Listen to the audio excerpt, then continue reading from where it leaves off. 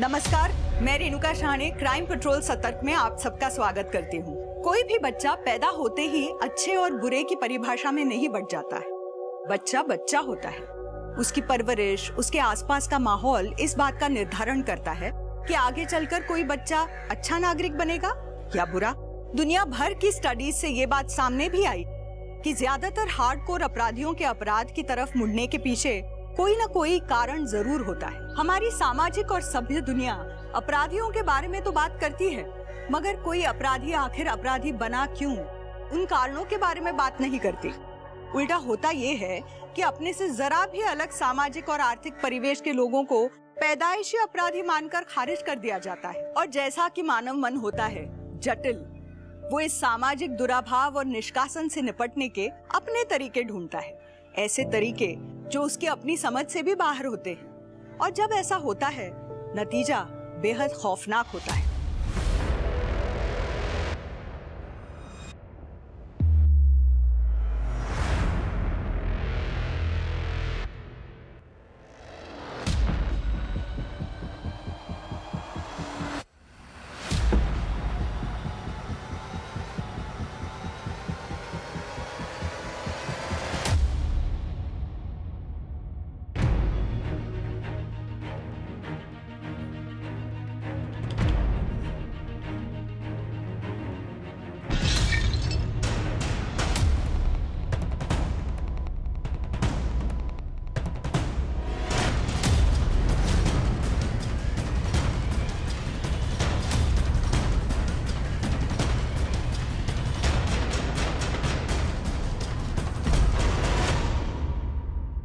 मैं सुबह से इस केक के लिए इंतजार कर रहा था और स्पेशल बनवा के लाया हूँ तेरे लिए, और इसके बाद पार्टी भी लेंगे तेरे से।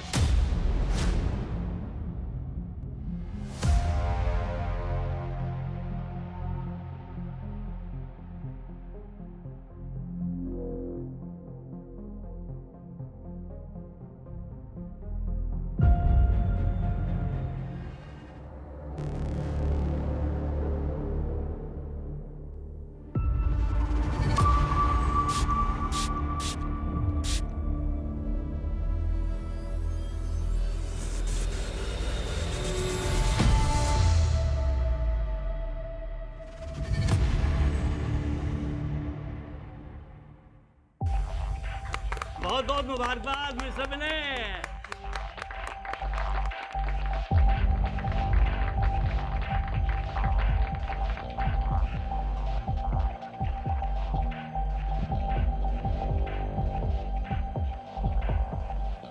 Happy birthday Vinay. Thank you Govind, ये ले यार केक। No thanks. अरे ले लेना, थोड़ा सा जन्मदिन है मेरा यार। अरे भाई किसके चक्कर में पड़ गया मिस्टर टच मी नोट के? ये तो केक को हाथ लगा देगा ना, बारिश हो जाएगी, सैलाब आ जाएगा। सच में यार, ले लेना यार थोड़ा सा। नो अरे थैंक्स। कम ऑन, थोड़ा सा ले ले यार। इसीलिए तेरा कोई दोस्त नहीं है? सन की है तू, सन की। मैंने तुझे बोला था ना, साइको है या एक नंबर का। चल छोड़ मेरे से।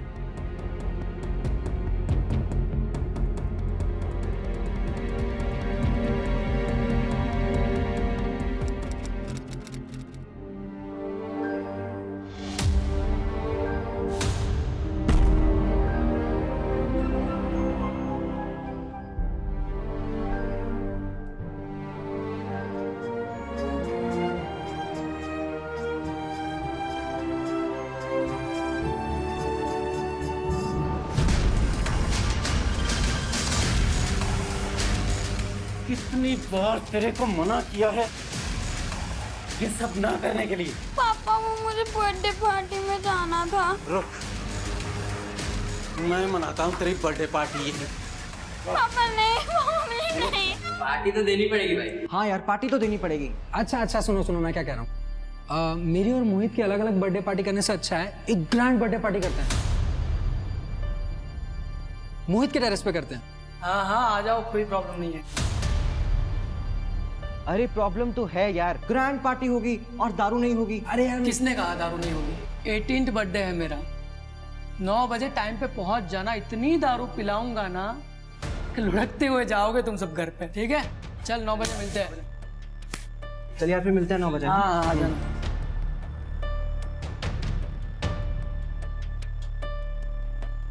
मोहित, happy birthday. Thank you Siya. तुम अभी खोल कर नहीं देखोगे? हाँ देखता हूँ, घर जाके देख लूंगा ना। अभी थोड़ा बिजी हूँ मैं, चला रहा हूँ, बाय। बाय। सुन, एक बात बता, सबको बोल तो दिया तूने, दारू कहाँ से लेके आएगा? अरे है ना वो मेरा पड़ोसी, जिसको दोस्ती करने का बड़ा शौक है। चल तू भी मेरे साथ चल, तेरे 18 बर्थडे का गिफ्ट है मेरे पास। आज मनाते हैं बर्थडे रॉयल वाला।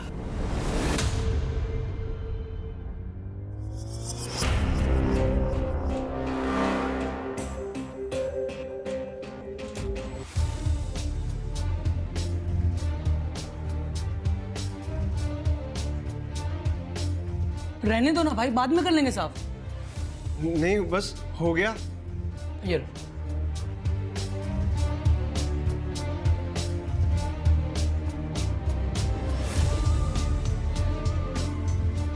मोहित मैं पहले ही कोटे से ज्यादा हो गया यार। आज मेरा बर्थडे है, आज भी कोटा फॉलो करोगे क्या?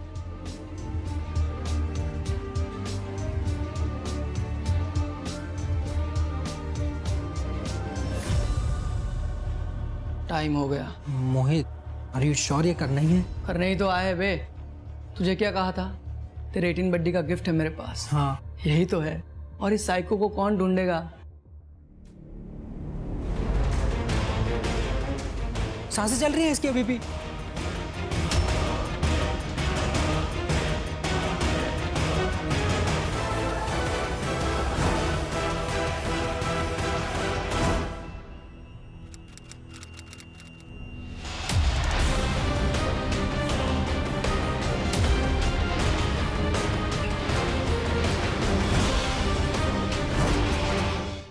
Happy birthday to you. Happy birthday to you. Happy birthday, dear Aman.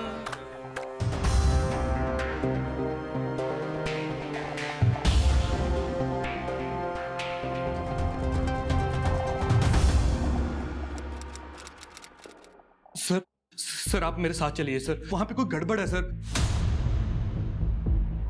Please sir आप चलिए मेरे साथ। ठीक है, आप कंप्लेंट लिखवाइए, हम चेक करेंगे। नहीं सर, इतना टाइम नहीं है सर। सर उन्होंने दरवाजा भी नहीं खोला सर। प्लीज आप चलिए मेरे साथ। करण, जाओ इनके साथ, देखो क्या बात है। चलिए। Thank you sir.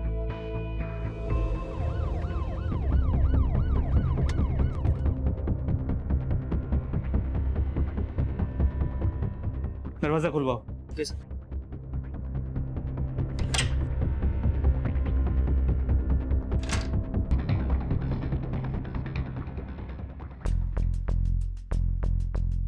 माँ,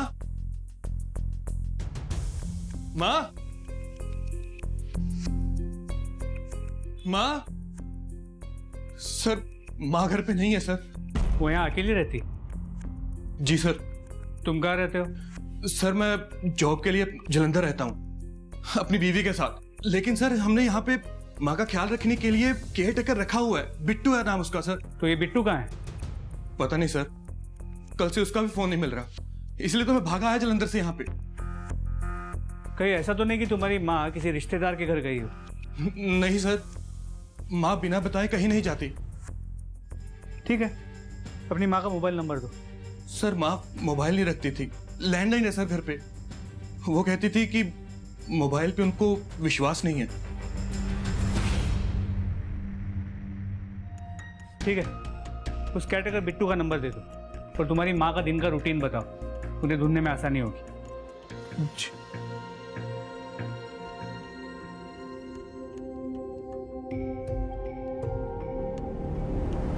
सर आशालता आंटी को 3 दिन पहले देखा था मैंने, बुधवार को घर से बाहर जाते हुए, और उनके हाथ में एक झोला भी था, शायद सब्जी लेने जा रही थी वो। आशालता जी का बेटा चिराग उनसे अलग रहता था, उनके आपसी संबंध कैसे थे? सर सास बहू की पटती नहीं थी, और चिराग अपनी बीवी आदिति को समझाने के बजाय उससे अलग हो गया, आशालता जी को अकेला छोड़कर। हाँ सर, आशालता जी आई थी बुधवार को, सब्जी लेके चली गई। तो उस कैरेक्टर बिट्टू का फोन अभी भी स्विच ऑफ है। पर मार्केट से घर आने वाले रास्ते पे उस दिन किसी ने भी आशा लता को देखा नहीं था। करण, अच्छे खासे पैसे वाली औरत है ये, ऐसे कहाँ गायब हो जाएगी? इस आशा लता के बारे में सारी details निकलवाओ। Sir,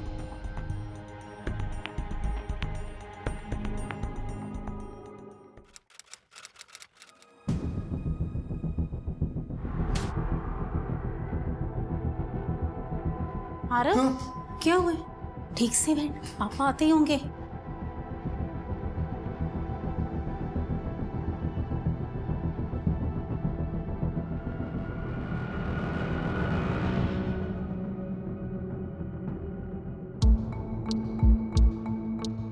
How's your studies? What is you? Answer properly, Arab. Fine, sir. My studies are fine. Good.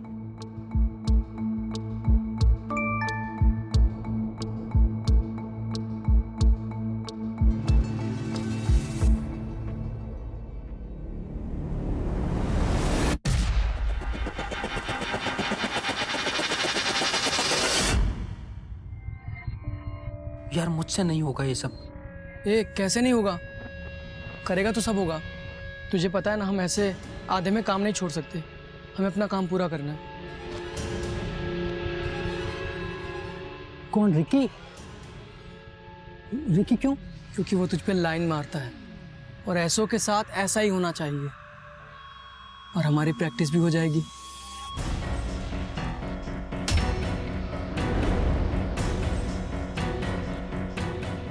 क्या तू हमारी बातें सुन रही थी?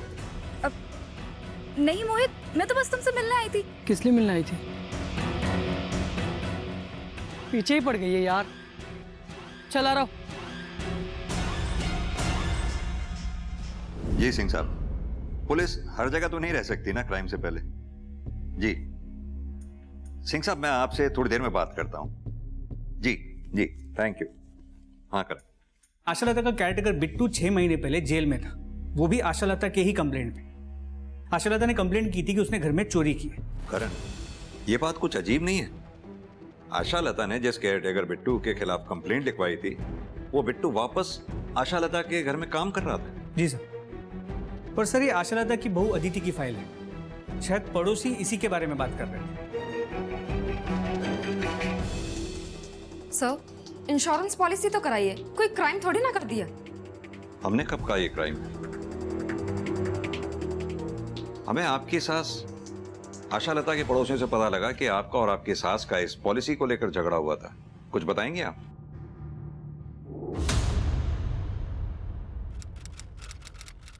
सिर्फ पेपर्स पर नाम है आपका माँ जी। ये पॉलिसी मैंने अपने भाई सूरत से आपके बेटे चिराग और अपने बच्चे के फ्यूचर के लिए करवाई थी। तो फिर उनका नाम करवाती ना, मेरा नाम क्यों करवाया? कि मैं जल्दी मर जाऊं और पैसा तुम लोगों को मिल जाए। माँ जी, किसी पर तो विश्वास कीजिए। आप अपने बेटे की बात कर रही हैं। मुझे उस पर पूरा भरोसा है। तुझ पे और तेरे भाई सूरज पे एक पैसे का भरोसा नहीं है। तू मेरे बेटे को मुझसे दूर ले जा सकती है तो मुझे मरवा भी सकती है। सर, मैं तो भला ही सोच रही थी, इसीलिए अपने भाई सूरज से पॉलिसी करवाई थी। मिस्टर चिराग, आप जरा मुझे ये बिट्टू का चक्कर समझाएंगे? सर एक्चुअली मेरी माँ का नेचर थोड़ा डिफिकल्ट है। हर कोई उसके साथ एडजस्ट नहीं कर पाता। इसीलिए तो सर हमने बिट्टू को वापस काम पे रखा था कि बिट्टू माँ के नेचर के बारे में भी जानता है और यहाँ पहले काम भी कर चुका है। लेकिन हाँ सर, चोरी के बाद हमने बिट्टू की अच्छी तरह से जांच पड़ताल की थी, सब ठीक था सर।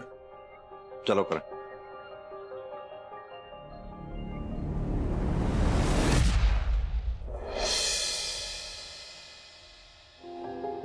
ये ले पी। अरे नहीं, इट्स ओके। अरे यार, वैसे तो तू बड़ा स्ट्रॉन्ग बनता है, दारू पीने में शर्मा रहा है। पीना। चलो ठीक है।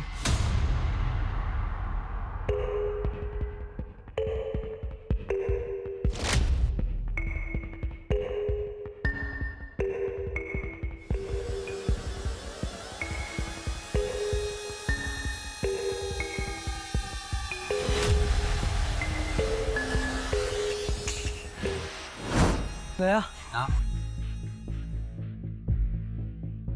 चल लेटा। ये तुझसे प्यार करता था ना? हाँ, तू काट। मैं? हाँ।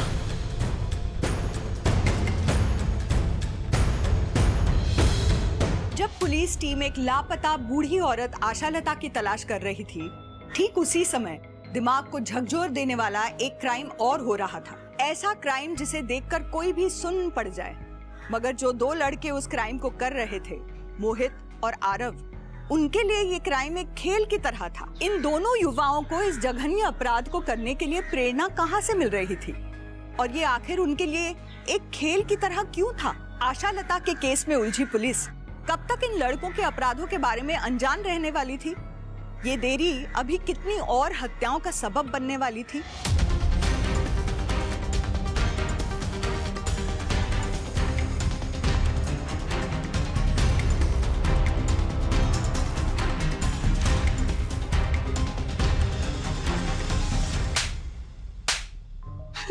क्या किया आशालता जी के साथ? कहाँ है वो? साहब मैंने कुछ नहीं किया साहब। कुछ नहीं किया? कुछ नहीं किया तो छुपा हुआ क्यों था और हमें देख के भागा क्यों? साहब मैडम ने ना जेल भिजवाया था मुझे और मैं उन्हीं के साथ रहता था, काम करता था। तो मुझे पता था कि उनके गायब होने के बाद आप मुझे ही सबसे पहले पकड़ोगे, जेल में बंद करोगे, इसलिए डर के छुप गया था सर मैं। तो क्यों गया था उनके पास काम करने? तो सब क्या करता, भूखा मरता गया। ना जेब में पैसे थे ना नौकरी थी, इसलिए मैं उनके पास वापस चला गया जब उन्होंने मुझे बुलाया। और वापस आकर मैडम को गायब कर दिया, बदला लिया उनसे? मैंने कुछ नहीं किया सर, सच बोल रहा हूँ, कसम से सर। करण थाने लेकर चलो उसे, वही बात करेंगे इससे। करण समझ में नहीं आ रहा कौन सच बोल रहा है कौन झूठ। मेरी गट फीलिंग कहती है इस आशालता के साथ जो कुछ भी हुआ है वो घर और सब्जी मार्केट के रास्ते में हुआ है। करण एक काम करो, स्निफर डॉग को बुलाओ, अच्छे से चेक करते हैं, शायद कुछ हाथ लगे।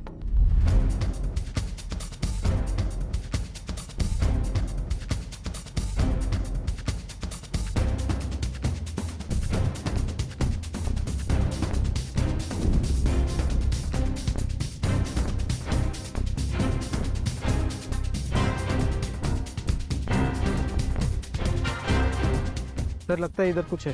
करण खुदाई करवाओ। सर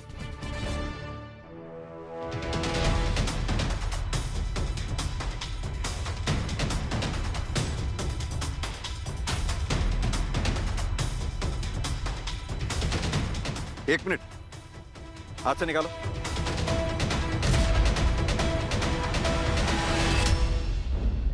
आशालता सर इधर आइए।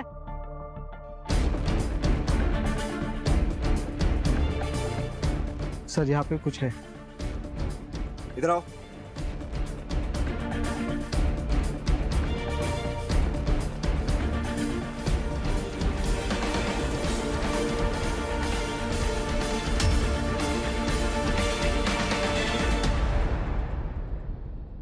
हाथ से निकाल, हाथ से, दोनों हाथ से।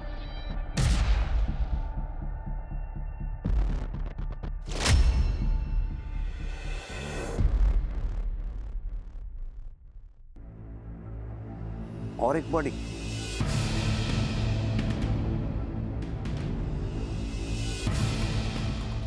सर इधर आइए।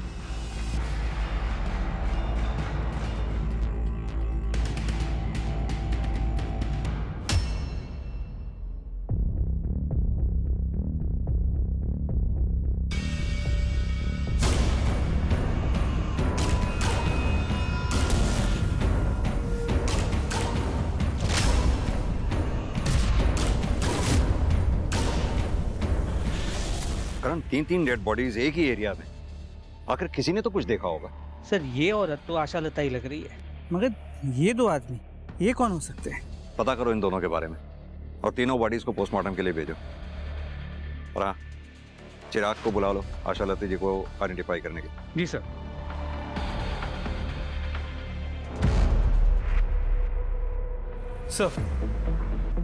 सर तीनों बॉडीज की पोस्टमार्टम रिपोर्ट, ये आशालता की पोस्टमार्टम रिपोर्ट है।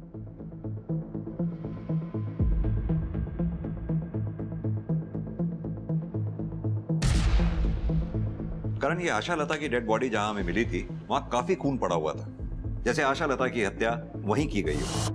Murder weapon? सर हो सकता है किसी पत्थर से मारा हो, अब तक कुछ मिला नहीं है सर, हम ढूंढ रहे हैं। सर ये इस लड़की की पोस्टमार्टम रिपोर्ट है, उम्र करीब 17 साल के आसपास की है।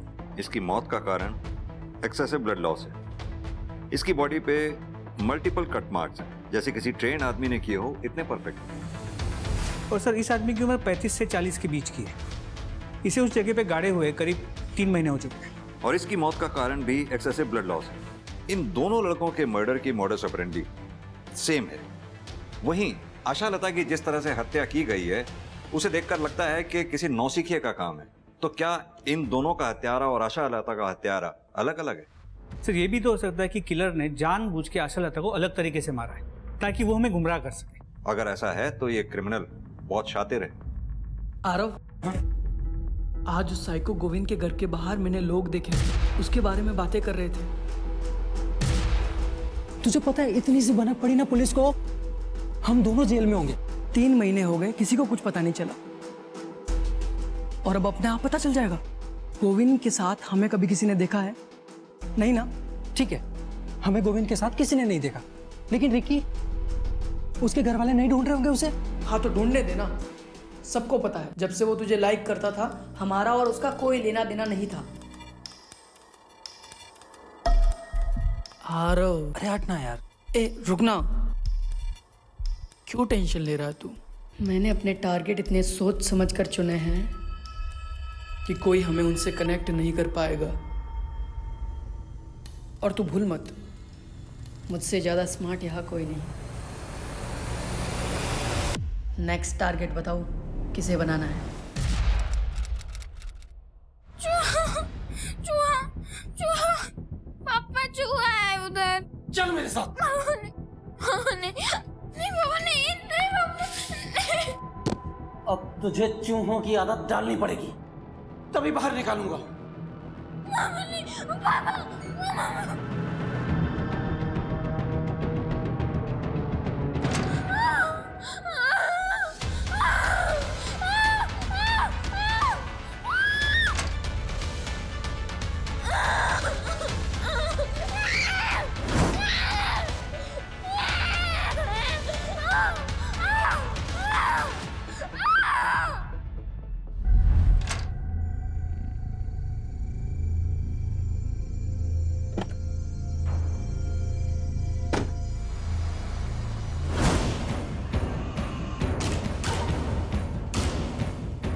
ये रहा अपना टारगेट।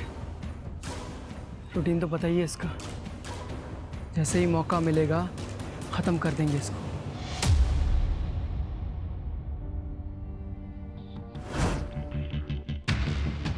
नहीं सर, मैं नहीं जानता इन दोनों को, पर सर किसने किया ये? किसने मारा मेरी माँ को? सर आपने किलर को अब तक क्यों नहीं पकड़ा?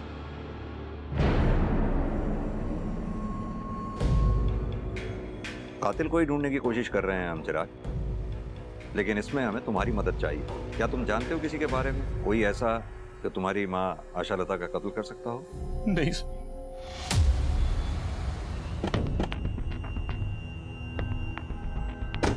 करण, मुझे तो ये फैमिली बड़ी अजीब लग रही है। ये चिराग, उसे अपनी माँ के मरने का उतना दुख नहीं है जितना इंटरेस्ट उसको उसके किलर के बारे में जानने का है। वो कॉल रिकॉर्ड्स और सेल लोकेशन की रिपोर्ट मंगवाई थी, उसका क्या हुआ? सर वो मल्टीपल केसेस होने की वजह से थोड़ा डिले हो रहा है। सर, जिस लड़के की डेड बॉडी की फोटो हमने सर्कुलेट करवाई थी, उसे देखकर इनका कहना है कि ये उसके माता पिता हैं। सर प्लीज, मैंने अपने बेटे को देखना है, मुझे मेरे बेटे के पास ले चलिए सर। करण, आइए।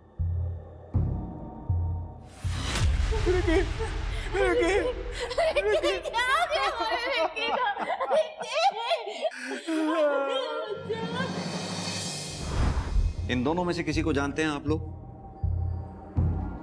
इन दोनों की डेड बॉडीज हमें रिकी की डेड बॉडी के साथ में मिली हैं। सर, इन दोनों की डेड बॉडीज रिकी के साथ मिली हैं आपको? नहीं सर, हम नहीं जानते।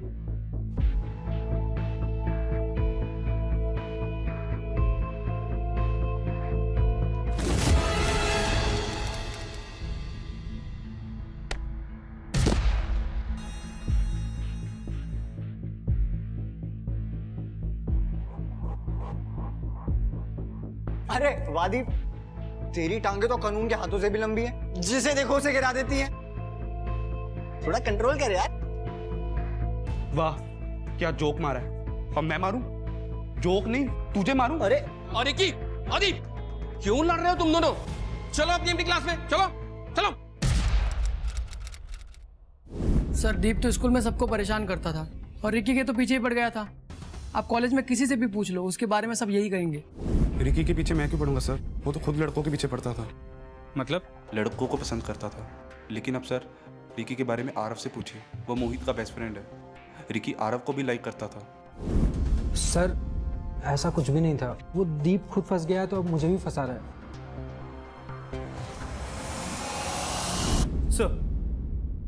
सर रिक्की के घर, कॉलेज, मोहल्ले सभी जगह पूछताछ की, लेकिन कुछ भी ऐसा नहीं मिला जो रिक्की को आशालता जी या वो दूसरा डेड बॉडी उसके साथ कनेक्ट कर पाए।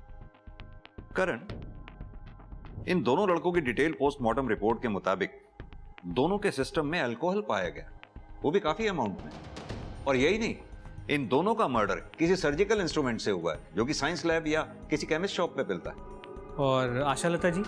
जबकि आशालता की पोस्टमार्टम रिपोर्ट में ऐसा कुछ नहीं है, लेकिन उससे जुड़े लोगों की सेल लोकेशंस एक आदमी की तरफ इशारा करेगी। जिस दिन तुम्हारी मां गायब हुई, फ्राइडे को, तुम त्रिलोक चौक में ही थे।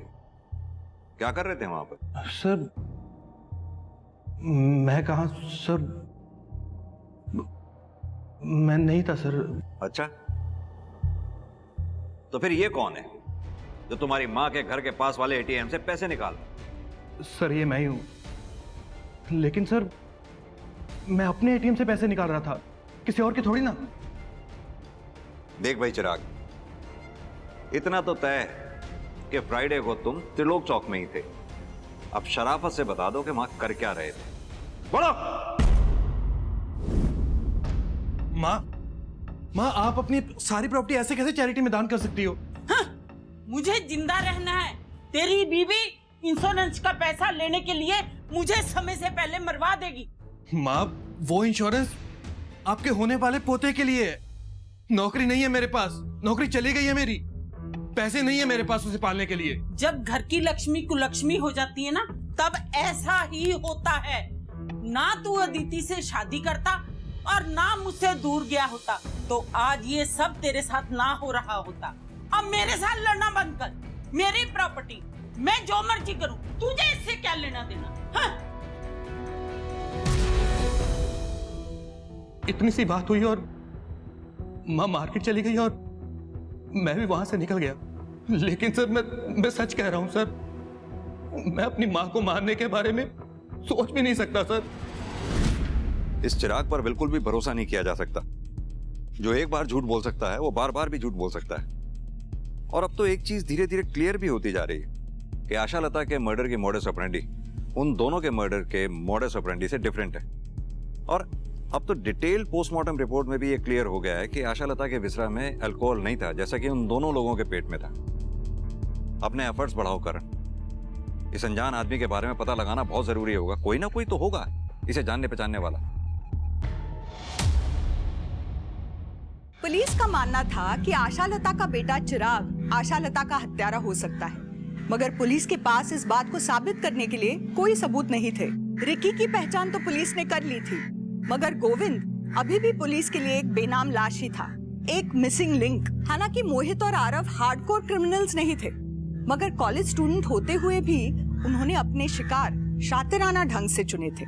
उनके विक्टिम्स की उम्र, उनके सोशल बैकग्राउंड इतने अलग थे कि पुलिस इन मामलों को सुलझाना तो दूर, इनके बीच के आपसी कनेक्शन तक को नहीं पकड़ पा रही थी। मोहित और आरव द्वारा शुरू की गई हत्याओं का सिलसिला अभी रुका नहीं था, बल्कि एक नए पड़ाव की तरफ बढ़ चुका था। आखिर इन हत्याओं को करके ये दोनों लड़के अपने किस अल्टीमेट मकसद को अंजाम देना चाहते थे?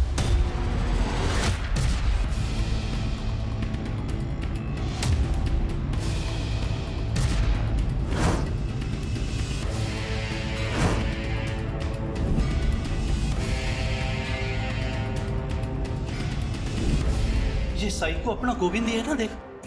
अरे हाँ, ये तो वही है सर। गोविंद मालिक नाम है इसका, और ये तो हमारे साथ ही काम करता था। आपके ऑफिस का कोई भी एम्प्लॉय पिछले 3 महीने से ऑफिस नहीं आ रहा है, और आपके ऑफिस में से किसी ने भी ये जानने की कोशिश नहीं की कि क्यों नहीं आ रहा है वो? सर इसकी किसी के साथ दोस्ती ही नहीं थी जो कोई इसके बारे में सोचता। इसका एड्रेस पता होगा आप लोगों को? जी सर, एड्रेस है इसका। House number 21 Shastri Nagar. Sir, इस गोविंद के घर का एड्रेस शहर के बिल्कुल दूसरे हिस्से में है। फिर वो आशालता के घर के एरिया त्रिलोक चौक में क्या कर रहा था? करण, एक काम करते हैं, घर पर चलकर देखते हैं, शायद कोई ना कोई क्लू हाथ लगे। और ये काम हमें जल्द से जल्द करना होगा, क्योंकि आई एम श्योर कातिल हाथ पर हाथ रखकर नहीं बैठा होगा, जरूर अपना नेक्स्ट स्टेप प्लान कर रहा होगा।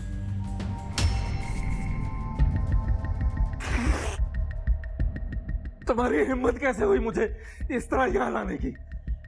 मार डालूंगा मैं तुम दोनों को। अरे ये क्या किया? ये पिछले एक्सपेरिमेंट से थोड़ा अलग नहीं हो गया? अलग ही तो करना था, जिससे और ज्यादा मजा आए, पुलिस भी कंफ्यूज हो जाए।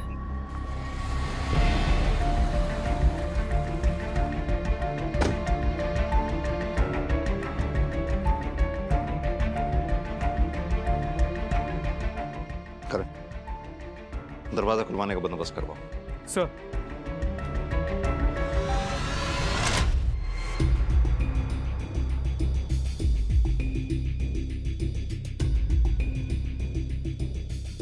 करण, मैं इतने बार पड़ोसियों से बात करता हूं, कुछ अगर मिले तो मुझे बताना।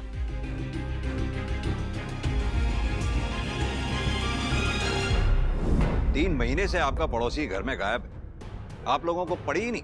सर किसी से मतलब ही नहीं रखता था गोविंद, तो हमें भी उसकी क्या पड़ी थी? लेकिन उसके परिवार वालों को तो पड़ी होगी। कहाँ हैं उसके परिवार वाले? सर हमने तो ये सुना था कि उसके बीवी बच्चे मर चुके हैं और उसी ने मारा था उन सबको। करण, इस सुनी सुनाई बात के बारे में पता करो क्या हुआ था। सर, गोविंद के बीवी और बच्चे की मौत एक सस्पिशियस कार एक्सीडेंट में हुई थी। गाड़ी गोविंद खुद चला रहा था, मगर उसे एक खरोच तक नहीं आई। उसके बाद गोविंद को ओसीडी डिटेक्ट हुआ, जिसके बाद वो अकेला रहता है, ना कोई दोस्त है ना कोई दुश्मन। और कातिल ये बात अच्छी तरह से जानता था कि गोविंद को ढूंढने वाला कोई भी नहीं है, इसीलिए उसने आशालता और रिकी के घर से 10 किलोमीटर दूर रहने वाले गोविंद को अपना निशाना बनाया कातिल ने। करण, यहां मुझे एक पैटर्न नजर आ रहा है, जैसे कि कातिल मेंटली डिस्टर्ब लोगों को ढूंढ ढूंढ कर अपना निशाना बना रहा है, क्योंकि गोविंद मेंटली डिस्टर्ब था अपने बीवी बच्चे को खोने के बाद, वहीं रिकी मेंटली डिस्टर्ब था अपने पेरेंट्स की वजह से। कहीं ऐसा तो नहीं कातिल अनस्टेबल लोगों को ढूंढ ढूंढ कर अपना टारगेट बना रहा हो? सब ऐसे देखा जाए तो आशालता भी डिस्टर्ब थी अपने बेटे और बहू की वजह से। सर, ये भी हो सकता है कि हम सोच रहे हैं कि दो अलग कातिल हैं, मगर तीनों के कातिल कोई एक ही हो। Excuse me. हेलो सर, एक और डेड बॉडी मिली है।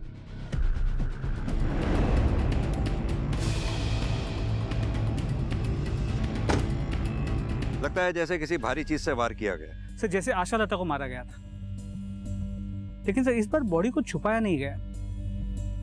सर, या फिर ये हो सकता है कि जल्दबाजी में वो अपना काम पूरी तरह से कर नहीं पाया हो। करण, अगर ये हमारा ही सीरियल किलर है तो जरूर इस आदमी में रिकी, गोविंद और आशालता से मिलती जुलती कोई बात रही होगी, तभी कातिल ने इसे अपना शिकार बनाया। लेकिन बिना इसकी पहचान के कैसे पता लगा पाएंगे? सर इधर आइए। हटो।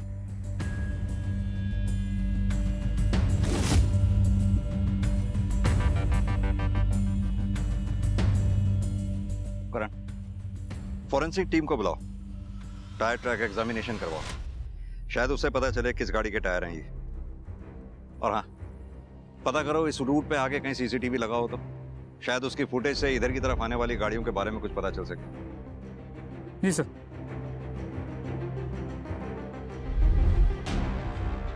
यार आरव, देखा तूने जो कच कच करके दिया ना उसको, खोपड़ी का फाउंटेन बन गया उसके। क्या खून निकल रहा था यार, मजा आ गया।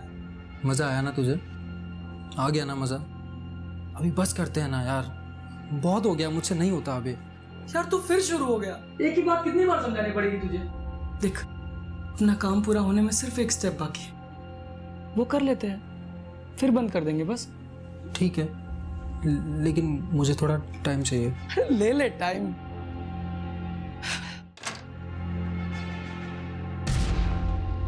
मोहित, पापा आ गए। मोहित आ गए, पापा भाग। अरे इधर कहाँ जा रहा है? उधर से भागना। जल्दी जल्दी खोल मोहित, जल्दी खोल।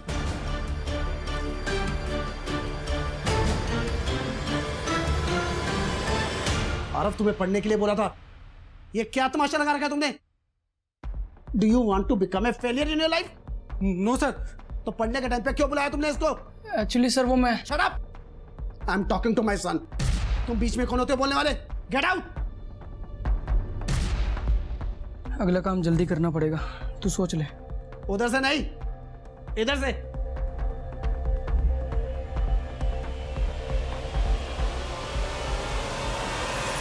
सर ये प्रोबेबली उसी कार का नंबर है जिसके टायर मार्क्स हमें डेड बॉडी के पास से मिले थे। गाड़ी किसी महान सिंह नाम के आदमी के पास रजिस्टर्ड। सर उसका एड्रेस रामबाग तो जहां से हमें डेड बॉडी मिली थी वहां से 15 किलोमीटर दूर है ना, यानी कि सिमिलर पैटर्न। करण, इस एड्रेस पर चलकर देखते हैं आखिर ये महान सिंह है कौन, विक्टिम या किलर। आओ। ये मेरे पापा हैं सर, इन्हें किसने मार डाला सर? मानव, वही पता करने हम यहाँ आए। अब तुम ही हमारी मदद कर सकते हो ये बता के कि कौन कर सकता है तुम्हारे पापा के साथ ऐसे। मुझे नहीं पता सर, मुझे तो यकीन ही नहीं हो रहा कि पापा मर चुके हैं। और कौन रहता है तुम्हारे अलावा इस घर में? सर, मेरी माँ की डेथ मेरे बचपन में ही हो गई थी। एक छोटा भाई है सर, मगर उसे कोई फर्क नहीं पड़ता कि हम जिंदा हैं या मर गए। अगर उसे पता चला कि पापा मर चुके हैं तो वो खुशी ही होगा सर। वो खुश क्यों होगा?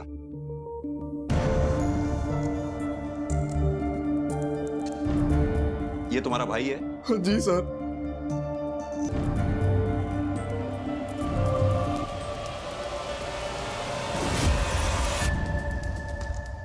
ये महान सिंह का बेटा मोहित और रिकी एक ही कॉलेज में पढ़ते हैं, यानी कि महान सिंह और रिकी के मर्डर में कोई तो कनेक्शन जरूर है।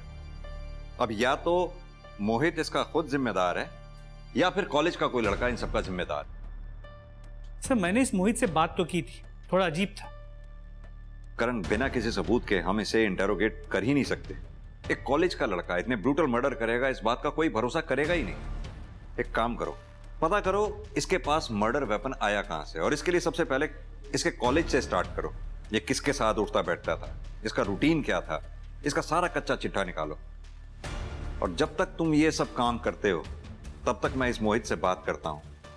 देखूं तो सही अपने बाप की मौत का रिएक्शन होता कैसा है इसके। सर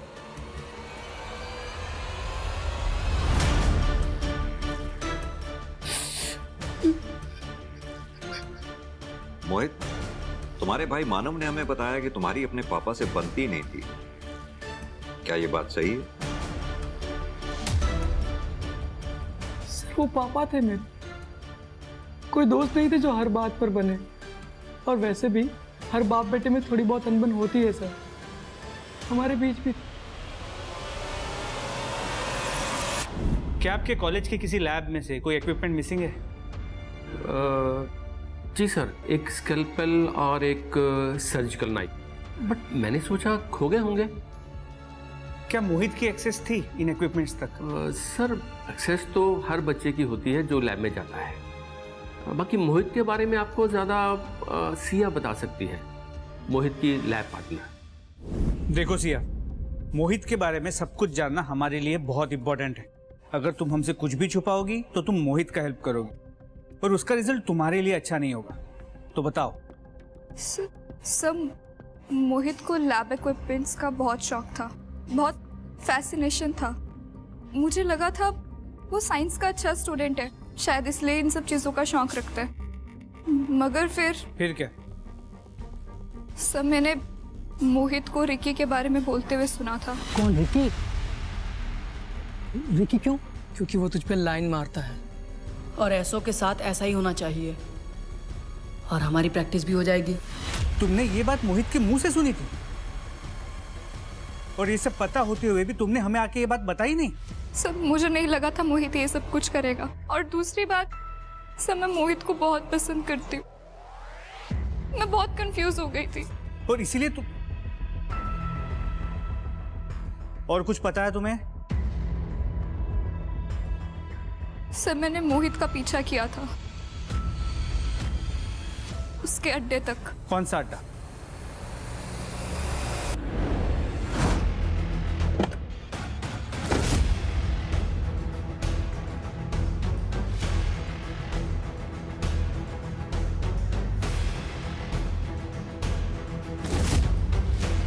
करण, इसी ब्रांड की अल्कोहल तो रिकी और गोविंद के पेट से मिली थी। सर, मोहित के डिटेल मोबाइल लोकेशन रिकॉर्ड्स आ गए। सर, जिन जिन जगहों पे मैं डेड बॉडीज मिली थी उन हर जगह पर मोहित के मोबाइल की लोकेशन मौजूद थी। लेकिन इंटरेस्टिंग बात यह है कि मोहित के साथ साथ उसके दोस्त आरव की मोबाइल की लोकेशन भी सेम थी।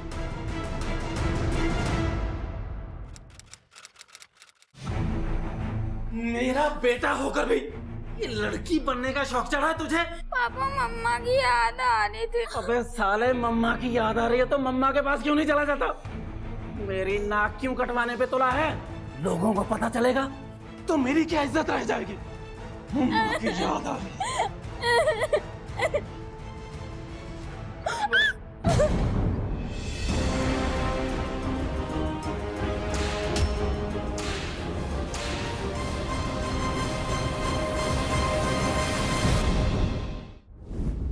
दोनों का खेल अब खत्म हुआ। अब सीधी तरह से ये बताओ कि ये खूंखार खेल खेल क्यों रहे थे? सर हम तो पढ़ने लिखने वाले बच्चे हैं, आप ये कौन से खेल की बात कर रहे हैं? हमें कोई आइडिया नहीं है। आरव, तुम हमें सच सच बताओ। तुम अगर सच सच बताओगे तो मैं शायद तुम्हारी मदद कर पाऊंगा। मुझे मालूम है तुमने जो कुछ भी किया मोहित के कहने पर किया, तुम्हारी कोई गलती नहीं थी। तो फिर क्यों मोहित की गलती की सजा तुम भुगतना चाहते हो? आरव ये झूठ बोल रहे हैं, कोई हेल्प नहीं करेंगे तेरी। मैं कोई झूठ नहीं बोल रहा हूं आरव। अगर सच सच बताओगे मैं तुम्हारी मदद करूंगा। सर मैं आपको सब सच सच बताता हूँ सर।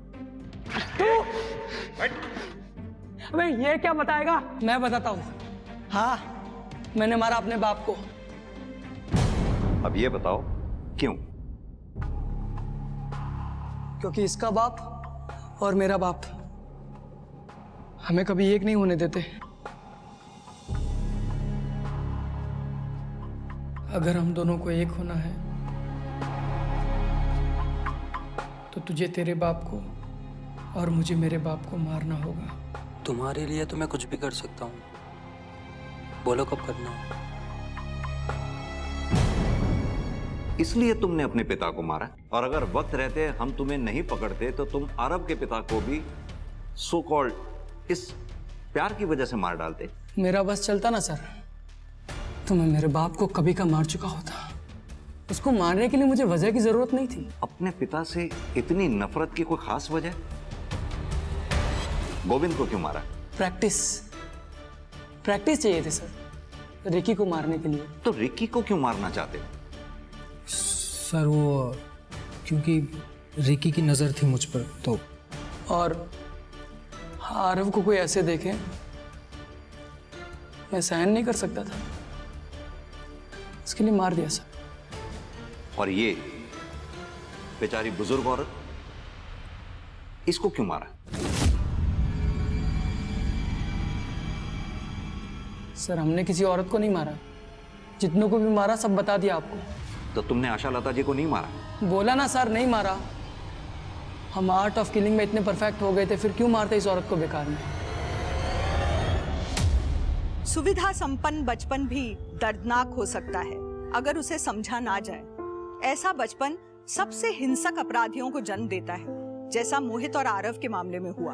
आशा लता के केस में इतने संदिग्ध थे, उसका बेटा चिराग, बहू अदिति, अदिति का भाई अमन, आशा लता का केयरटेकर बिट्टू या एनजीओ की हेड मेघा, सभी पुलिस के रडार में थे। मगर इनमें से सबूत किसी के खिलाफ नहीं था। आशा लता का मामला अब शायद पुलिस की फाइलों में अनसुलझा ही रह जाए, मगर ये आशा लता का केस ही था जिसने पुलिस को मोहित और आरव के एक्सपेरिमेंटल मर्डर्स को सुलझाने में मदद की थी। बचपन में जब मोहित और आरव को शायद सबसे अधिक समर्थन और समझे जाने की जरूरत थी, तब उन्हें यातना और पीड़ा दी गई थी, वो भी उनके अपनों के ही द्वारा। और इस यातना का बदला उन्होंने वैसी ही यातनाएं दूसरों को देकर लिया। दोनों के ही अपराध अक्षम्य हैं, मगर इन अपराधों के वे अकेले जिम्मेदार नहीं हैं। उनके परिवार, उनकी परवरिश भी उनके अपराधों में बराबर की हिस्सेदार। इसी के साथ अब मैं रेणुका शाहने आपसे विदा लेती हूँ। हम फिर मिलेंगे ऐसी एक कहानी के साथ जो रखेगी आपको सतर्क और जिंदगी को सुरक्षित। तब तक अपना और अपने परिवार का ख्याल रखिए और देखते रहिए क्राइम पेट्रोल सतर्क। जय हिंद।